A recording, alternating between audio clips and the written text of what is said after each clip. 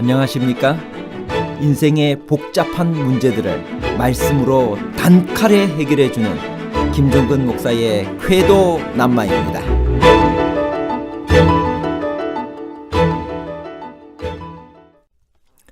할례를 행하는 것, 하지 않는 것이 목숨을 앗아갈 정도로 중요한 것인가요? 우리가 하나님께서 명령하신 것 중에서 사소하게 생각하는 것들은 어떤 것들이 있을까요? 십보라가 즉시 아들의 포피를 벤 이유는 무엇일까요? 즉각적인 십보라의 순종이 남편 모세를 살렸나요?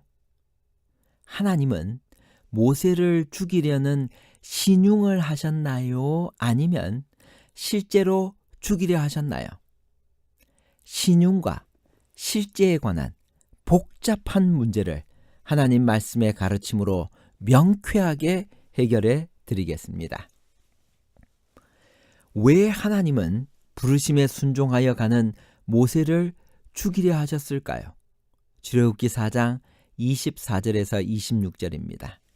모세가 길을 가다가 숙소에 있을 때 여호와께서 그를 만나사 그를 죽이려 하신지라. 십보라가 돌칼을 가져다가 그의 아들의 포피를 베어 그의 발에 갖다 대며 이르되 당신은 참으로 내게 피 남편이로다 하니 여호와께서 그를 놓아 주시니라. 그때 십보라가 피 남편이라 함은 할례 때문이었더라. 이 구절의 난해함은 다른 구절과의 충돌이나 단어의 어려움 때문이 아닙니다. 전후 문맥과 동떨어진 내용의 의외성 때문입니다. 전혀 예기치 못했던 너무나 돌발적인 사건이 벌어졌습니다. 전개 과정도 매우 극적이고 격렬합니다. 왜 하나님은 자신이 친히 불러 이스라엘 백성을 구원토록 한 그 모세를 죽이려고 하셨을까요? 모세의 두 아들의 이름은 무엇인가요? 출애굽기 2장 22절 그가 아들을 낳음에 모세가 그 이름을 게르솜이라 하여 가로되 내가 타국에서 객이 되었음이라 하였더라.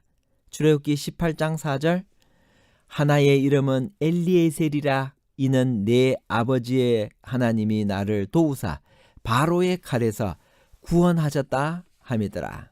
모세의 두 아들의 이름은 게르솜, 엘리에셀이었습니다. 십보라가 포피를 벤 아들은 누구였을까요? 출애굽기 4장 25절 십보라가 차도를 취하여 그 아들의 양피를 베어 모세의 발 앞에 던지며 가로되 당신은 참으로 내게 피 남편이로다 하니.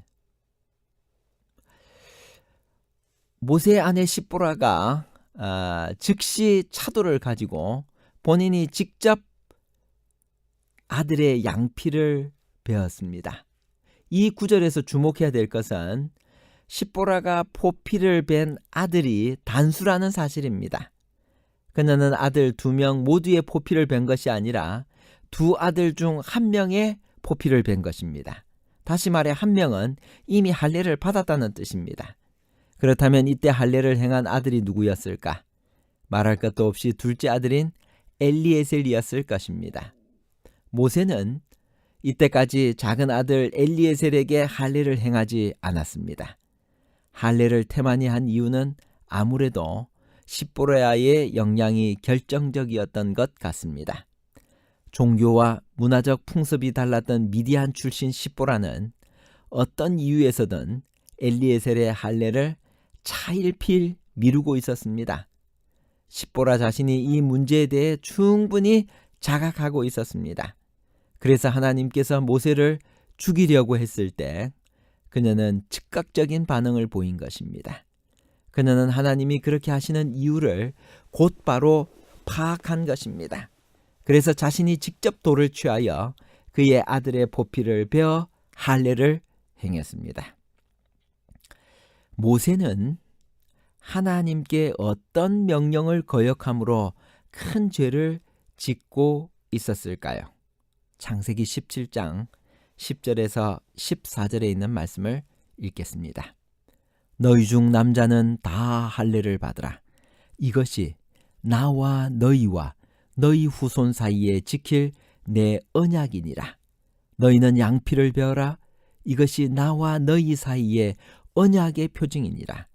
대대로 남자는 집에서 난 자나 혹 너희 자손이 아니요 이방 사람에게서 돈으로 산 자를 물어나고 난 지 8일 만에 할례를 받을 것이라.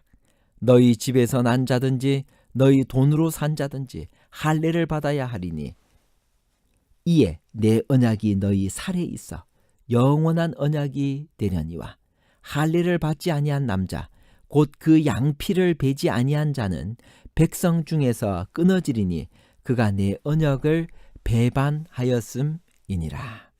할례는 하나님과 이스라엘 사이의 언약의 표로 주어졌습니다. 이 언약을 행치 않을 경우에는 이스라엘 백성 중에서 끊어지게 되어 있었습니다. 모세는 지금 언약의 백성을 구원하러 가면서 정작 자기 아들에게는 언약의 증거를 행치 않은 것입니다. 백성을 해방시켜 아브라함의 언약을 성취하고 또 백성을 위해 율법을 받아 선포할 자신이 할례를 등한히 한 큰 죄를 범한 것입니다. 보조와 선지자 255에서 256페이지에는 다음과 같이 말씀하십니다. 미디안에서 나오는 길에 모세는 여호와의 불쾌히 여기심에 대한 놀랍고도 무서운 경고를 받았다. 그를 당장 죽일 것처럼 한 천사가 그에게 위협하는 몸짓으로 나타났다. 아무 설명은 없었으나 모세는 그가 하나님의 요구 중 하나를 무시한 것을 기억하였다. 아내의 권유에 못 이겨 그는 막내 아들에게 할례를 행하는 것을 등한히 하였다. 모세는 그의 아들이 이스라엘로 더불어 세우신 하나님의 언약의 축복을 받을 자격을 얻을 수 있는 조건을 이행하지 않았다. 저희가 선택한 지도자의 이런 태만은 백성에게 보내시는 하나님의 교훈의 능력을 감소시킬 뿐이었다. 하나님께서 모세를 죽이려고 했을 때 어떤 방법으로 죽이려고 했을까요? 출애굽기 4장 26절 여호와께서 모세를 놓으시니라. 출애굽기 4장 24절에 만나사의 히브리어 파카슈는 대면하다의 뜻입니다. 그러므로 이것은 하나님께서 발람의 경우에서처럼 가현적으로 나타나시어 모세를 상면하셔서 붙잡아 죽이려고 했던 것이 분명합니다. 모세 부부는 이 사건으로 자신들이 받은 사명이 얼마나 엄숙한 것인지를 깨닫게 되었을 것입니다. 그리고 자신들에게 부여된 특별한 임무를 완수하기 위해 얼마나 엄정하게 자신을 관리해야 하는지도 새삼 확인했을 것입니다. 십보라가 당신은 참으로 내게 피남편이라고 말한 것은 무슨 뜻일까요?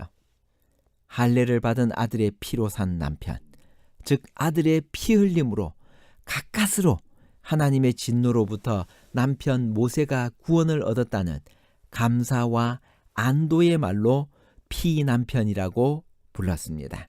출애굽기 4장 26절에는 그때 십보라가 피남편이라 함은 할례를 인함이었더라라고 기록하고 있습니다. 지도자가 하나님의 명령을 반드시 순종해야만 되는 이유는 무엇일까요? 신명기 28장 1절에서 4절까지 있는 말씀을 읽습니다.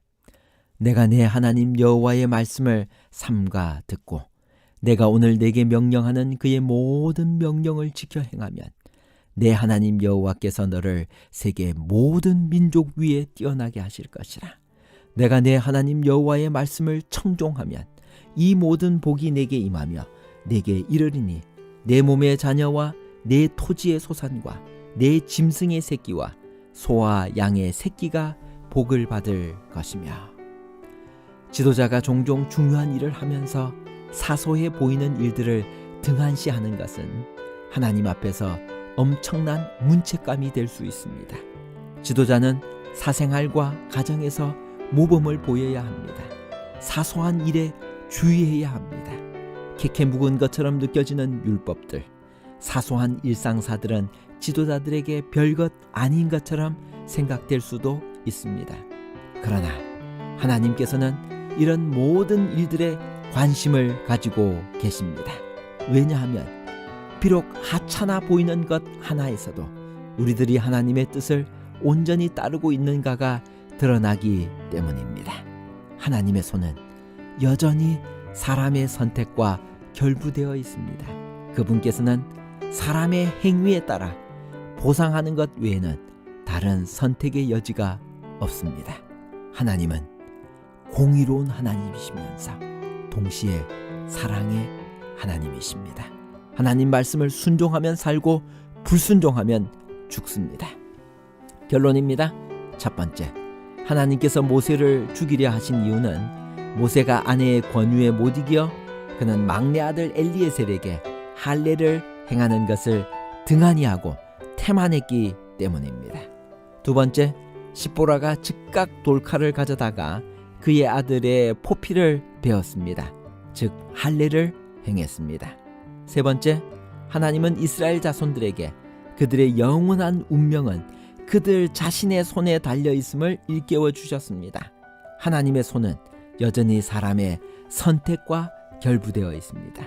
그분께서는 사람의 행위에 따라 보상하는 것 외에는 다른 선택의 여지가 없습니다.